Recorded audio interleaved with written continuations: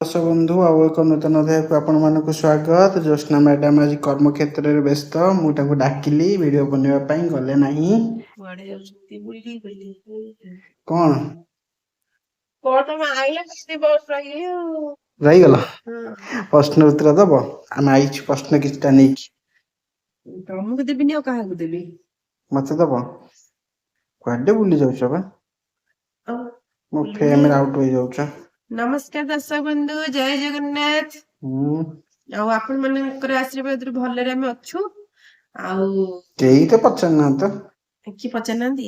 କେହି ପଚାରନ୍ତିନି କାହିଁକି କହିଲ? ଯୋଉମାନେ ବି ଭିଡିଓ ବନାନ୍ତି କ୍ୟାମେରାରେ କେହି ପଚାରନ୍ତିନି, କିନ୍ତୁ ସମସ୍ତେ କୁହନ୍ତି, ମୁଁ ବି କହୁଛି। ଆଉ ତମେ ମତେ କମେଣ୍ଟ ପାସ୍ କରୁଛ।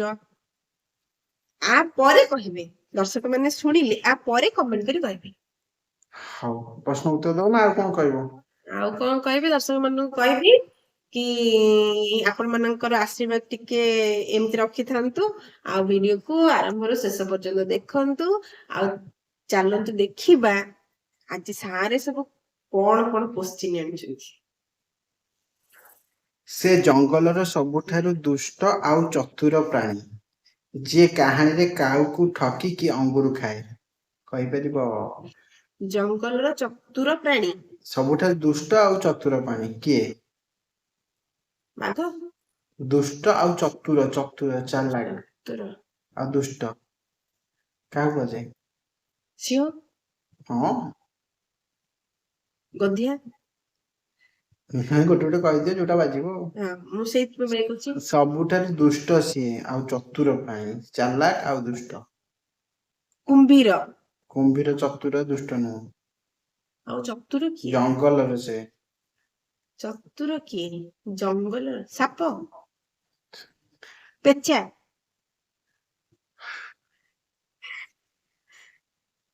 ଟିକେ ରୁହ, ଟିକେ ବିଲୁଆ। ଭାବିବି। ଦର୍ଶକ ବନ୍ଧୁ, ଆପଣ ମାନେ ଯଦି ଜାଣିଛନ୍ତି କୋଶ୍ଚିନ୍ ର ଆନ୍ସର ଟିକେ କମେଣ୍ଟ ବିଲୁଆ କରି କହିଲେ। କହିଲି ବା। ବିଲୁଆ ଓହୋ, ବିଲୁଆ। ସବୁଠାରୁ ଚତୁର ଆଉ ଦୁଷ୍ଟ ପ୍ରାଣୀ, ଫଳ ସତରେ? ପ୍ରକୃତିର। ଯୋଉ ମନ୍ଥରା ଗୋଟେ ଗୋଟେ ନଥାନ୍ତି ହୁଁ। ସମସ୍ତଙ୍କ ଘରେ, ଯେମିତି ରାମଙ୍କ ବନବାସ ପାଇଁ ଯାଇକି ମନ୍ଥରା, ସେମିତି ଜଙ୍ଗଲର ମନ୍ଥରା ହଉଛି ବିଲୁଆ। ବିଲୁଆ ଯୋଉଠି କଳି ନଥିବ କଳି ପୁରେଇ ଦବ। ସତରେ? ହୁଁ। ମାନେ ଏତେ ଚାଲାକ ଏତେ ଚତୁର। ଚତୁର ଆଉ ମାନେ ଦୁଷ୍ଟ। ଚାଲାକ ଯେ ଚତୁର ସେ, ମୋର ସ୍କ୍ରୁ ଢିଲା ହେଇଗଲାଣି। ଚାଲାକ ପୁଣି ଚତୁର। ଓଡ଼ିଶାର କେଉଁ ପ୍ରସିଦ୍ଧ ଜଳପ୍ରପାତ କେନ୍ଦୁଝର ଜିଲ୍ଲାରେ ଅଛି ଏବଂ ସେଠାରେ ପାଣି ପଥର ଉପରୁ ସୁନ୍ଦର ସଙ୍ଗୀତ ଭଳି ତଳକୁ ପଡେ? ଏଇଟା କହିଦବ। କଣ? କେନ୍ଦୁଝର?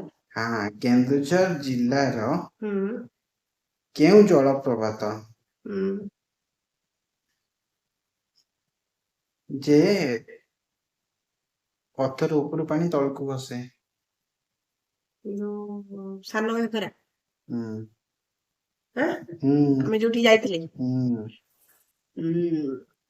ସେ ଦିଟା ଅଛି, ସାନ ଘାଗରା ଅଛି ଗୋଟେ, ବଡ ଘାଗରା ଗୋଟେ ଅଛି।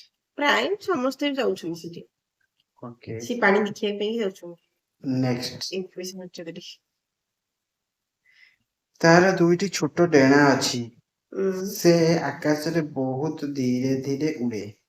ଆଉ ତା ଶରୀର ଧୂସର ରଙ୍ଗର ଥାଏ। ସେ ଜଗନ୍ନାଥ ମନ୍ଦିରର ନେଟ ଭିତରେ ବସା ତିଆରି କରେ। ଏଟା ମୁଁ କହିଛି, ମୁଁ ଦେଖାଯାଉନି। ପାରା। ହୁଁ। ପାରା। କେତେଟା ପ୍ରଶ୍ନ ହେଲା? 3ଟି ମାତ୍ର ଆସିଛି। କି ଗରମ! ସେ ମାଟି ଭିତରେ ରୁହେ, ତାର ଶରୀର ଗୋଲ ଗୋଲ, ଆଉ ସେଥିରେ ବହୁତ ଗୁଡାଏ ଭିଟାମିନ ଥାଏ। ତାକୁ ସିଝାଇ ଖାଇଲେ ଶରୀରକୁ ଶକ୍ତି ମିଳେ। ମାଟି ଭିତରେ ଥାଏ? ତାକୁ ସିଝେଇକି ଖାଇଲେ ପ୍ରୋଟିନ ମିଳେ।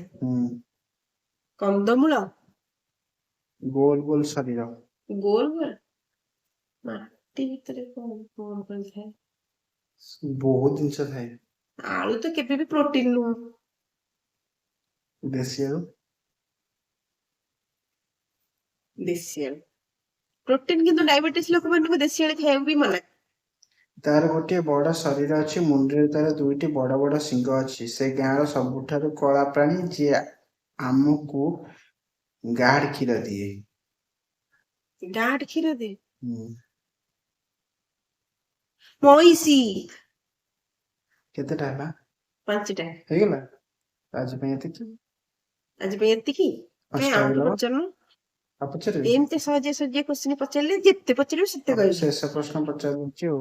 ସିଏ ଆପଣଙ୍କୁ ବହୁତ ଭଲ ପାଆନ୍ତି, ଆପଣଙ୍କ ପାଇଁ ସୁନ୍ଦର ସୁନ୍ଦର ପିଠା ପ୍ରସ୍ତୁତ କରନ୍ତି, ଆଉ ବାପା ତାଙ୍କୁ ମା ବୋଲି ଡାକନ୍ତି, ସେ କିଏ? ମା ବୋଲି ଡାକନ୍ତି? ହୁଁ। ଜେଜେମା। ଜେଜେମା। ହଉ ଦର୍ଶକ ବନ୍ଧୁ, ଆଜିର କ୍ୱେଶ୍ଚିନ୍ ଗୁଡିକ ଆପଣ ମାନଙ୍କୁ କେମିତି ଲାଗିଲା କମେଣ୍ଟ ମାଧ୍ୟମରେ ନିଶ୍ଚିତ ଭାବରେ ଜଣେଇବେ। ଭିଡିଓକୁ ଟିକେ ଲାଇକ୍, ଟିକେ ସେୟାର ଟିକେ କରିବେ, ଆଉ ସବସ୍କ୍ରାଇବ ଟିକେ କରିବେ, ଆଉ ଆପଣ ମାନଙ୍କର ଭଲ ପାଇବା ଆଉ ଆଶୀର୍ବାଦ ଏମିତି ଆମ ଉପରେ ରଖିଥିବେ।